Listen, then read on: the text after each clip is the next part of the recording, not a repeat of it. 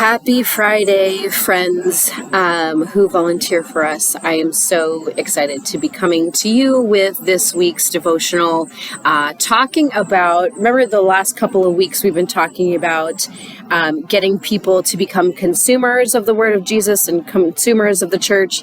How do we then convert those people to then become contributors? How are we getting them to take their next steps, go into baptism, get into small groups, tithe, become coaches, stuff like that, start serving.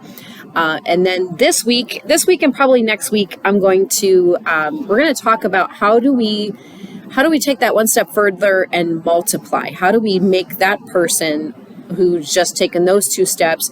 How do we take that person, or even within ourselves, how are we then becoming disciples? How are we becoming multipliers? So again, consumers, contributors, and now we're talking about being a multiplier. So what does that mean? What does that look like?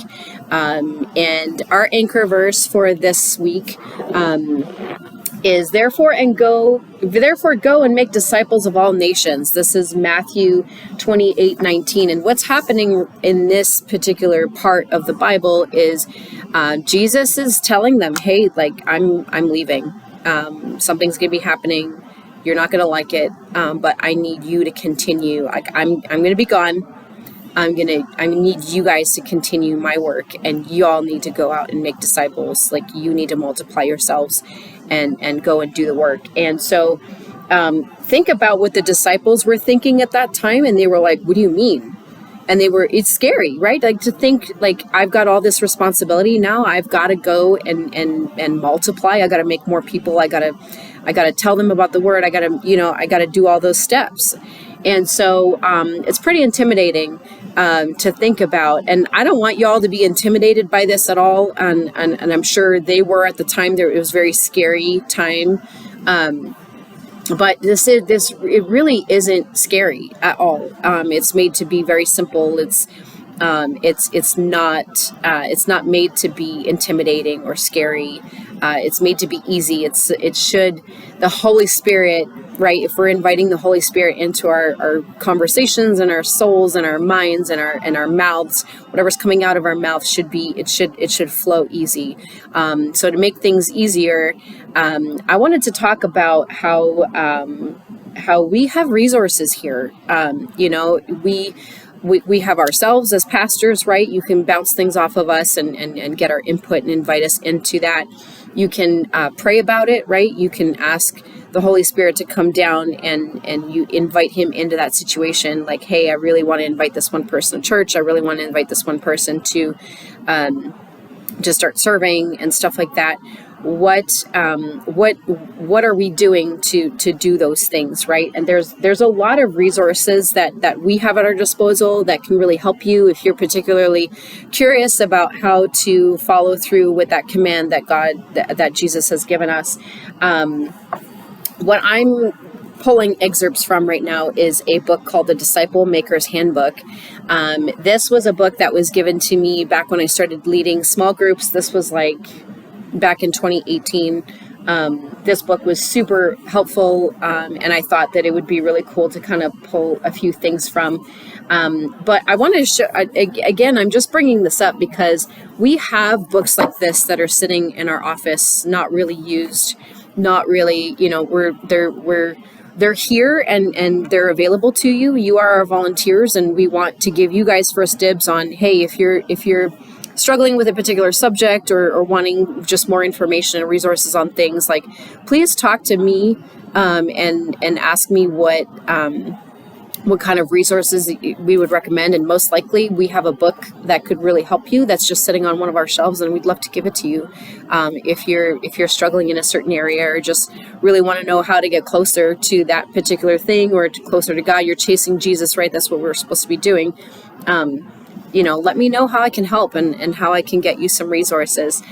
This one's really great. And then so this particular chapter, this is actually chapter 2 in this book, and it's called The Greatest Cause on Earth.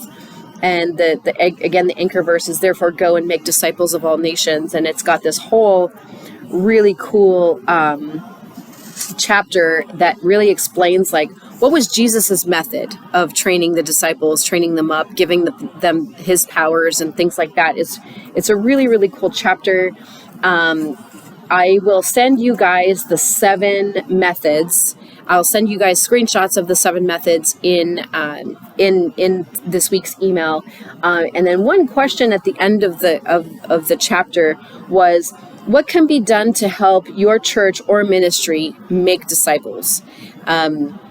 I want to hear you guys in the comments. I've got a cool prize up for grabs for whoever puts their comment in the comment section as to like what can be done to help. So answer this question: what can be done to help your church or our ministry in food services to help make disciples for Jesus? What can be done? Give us some really cool ideas. Just shout out in the comments. Your name will be entered into a drawing for something really cool. And we'd love to just kind of continue that back and forth conversation about what can we do in food services to help continue make disciples. Now the screenshot I'm going to send you is the 7 principles Jesus used to help make disciples. We talked about relationships. He talked about Jesus himself, like keeping him at the center, being intentional, using the Bible, teaching people how to use the Holy Spirit, how to yoke the Holy Spirit, taking them on a journey, inviting people alongside him, and then multiplying, right? Like, so I'm going to send you guys a screenshot of these couple of pages just so that you guys can get a little taste of what this book has to offer. Again, really, really cool. I hope y'all are having a great week. I do want to end with one really cool announcement, one really awesome announcement. I am so excited about this. I have been holding my tongue for a little while. But just to announce, Jake Wenzel has accepted the position as food services pastor here at CCV North Phoenix, and he will be helping me on this journey to make disciples in our ministry. And I'm just so excited for you guys to hear that news. Some of you have known Jake for several months now and really gotten to know him. We were trying to find a way to keep him here at our campus. As you know, he was students pastor for some time and has been helping me at the end of his internship.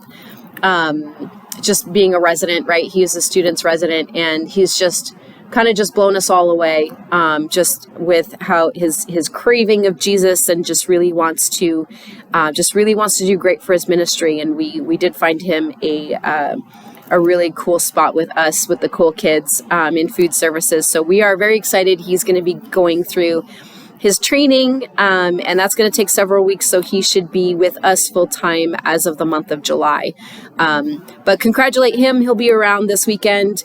Congratulate him when you see him. We are very excited to have him on board officially. I know some of you have probably had your suspicions about that for a little while, but it is 100% official now.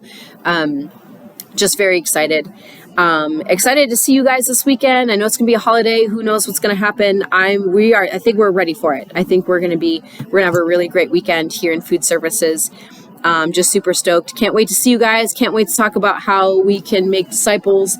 And light up the comment section, please. I'm gonna have a couple prizes up for grabs, and I want to be able to have like a whole handful of names to be drawing out of. So go ahead, light up that comment section. Can't wait to hear from you guys. Can't wait to see y'all this weekend.